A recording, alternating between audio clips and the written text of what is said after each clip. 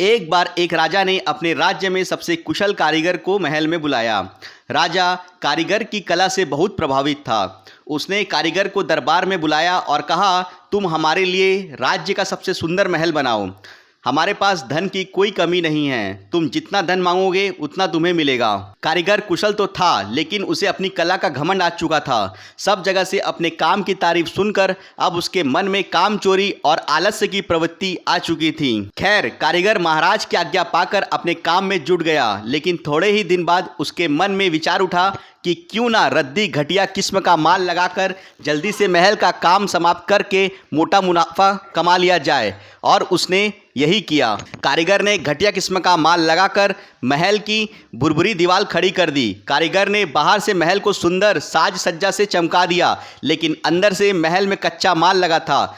थोड़े ही दिन में आकर्षक सुंदरता वाला सोने सी चमक दमक वाला सुंदर सा महल तैयार हो गया। महल खड़ा करने के बाद कारीगर राजा की सेवा में पहुंचा और राजा को महल के बनने की सूचना दी।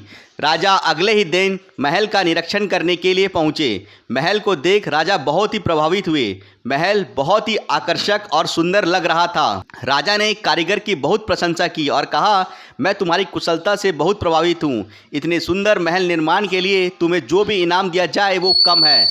मैं सोच रहा हूँ इस अद्भुत कार्य के लिए तुम्हें क्या इनाम दिया जाए। फिर थोड़ा सोच विचार कर महाराज मुस्कुराए और बोले, लो तुम्हें यही महल पुरस्कार में देता हूँ। महाराज की बात सुनकर कारीगर हतप्रभ रह गया। उसे क्या मालूम था कि जिस महल को वह घटिया माल से बना रहा है वही महल एक दिन उसे इनाम में मिल जाएगा।